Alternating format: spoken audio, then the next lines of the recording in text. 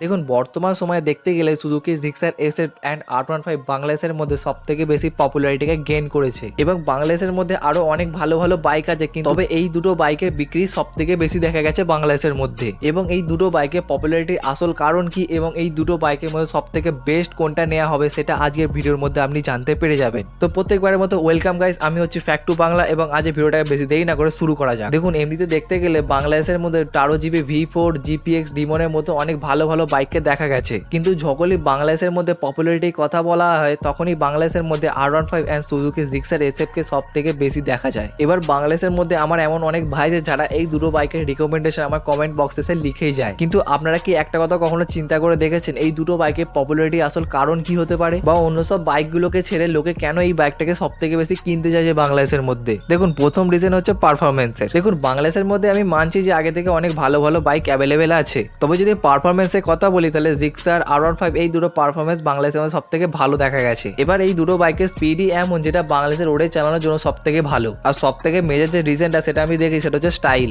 দেখুন অন্য সব বাইকগুলোকে ভালো দেখতে, কিন্তু বাট এই দুটো বাইককে যেন বেশি ভালো দেখতে। এবার এরই সাথে নিজের একটা পছন্দ বলে জিনিসও থাকে ভাই। এবার কমেন্ট বক্সে যেহেতু আমি এই দুটো বাইকের রেকমেন্ডেশন খুব ভালোভাবে দেখতে হয়েছে, তাই এই দুটো বাইকের মধ্যে বেস্ট কোনটা হবে সেটাই আজ এই ভিডিওর মধ্যে আমরা দেখে নেবো। দেখুন যখনই বেস্টের কথা আসে তখন আমাকে একটাই বাছতে হবে, যেটা আমার জন্য হয়তো খুব কঠিন হতে পারে কিন্তু আপনার জন্য এইটা অনেক সহজ, কারণ এই ভিডিওটাকে সম্পূর্ণ দেখার পর আপনাকে কমেন্টে লিখে দিতে হবে কোন বাইকটা সব থেকে বেশি বেস্ট। দেখুন যদি R15 এর কথা বলি তাহলে এই বাইকটার মধ্যে ব্যবহার করা হয়েছে 155 সিসির লিকুইড কুলিং ইঞ্জিন, এবং এই ইঞ্জিন আপনাকে খুবই সহজে 10,000 RPM 14 NS টর্ক এবং 18 PSI পাওয়ার খুব ইজিলি জেনারেট করে দিতে পারে। তখন এই বাইকটা সর্বোচ্চ গতি প্রায় 150 কিলোমিটার প্রতি ঘন্টায় গিয়ে দাঁড়ায়। আর যদি এই বাইকটার প্রাইসের কথা বলি তাহলে এই বাইকটাকে বাংলাদেশের মধ্যে খুব সহজে 6 লক্ষ টাকা দিয়ে মধ্যে কিনে ফেলতে পারো। এবার সেকেন্ড যে বাইকটা সেই বাইকটা হচ্ছে সুজুকি জিক্সার SF 150। এই বাইকটার মধ্যে সেম 155 সিসির এয়ার কুলিং ইঞ্জিন ব্যবহার করা হয়েছে, এবং এই ইঞ্জিন আপনাকে খুবই সহজে 8000 RPM 13 PSI পাওয়ার খুব ইজিলি জেনারেট করে দিতে পারে, এবং তখন এই বাইকটা সর্বোচ্চ গতি পায় 130 কিলোমিটার প্রতি ঘন্টায় গিয়ে দাঁড়ায়। এবং বাংলাদেশের মধ্যে যদি এই বাইকটার প্রাইসের কথা বলি তাহলে খুব সহজে আপনি এই বাইকটাকে 3,50,000 দিয়ে কিনে ফেলতে পারবেন। এবার এই টাইমে আমাদের দুটো বাইকের ইঞ্জিন পাওয়ার,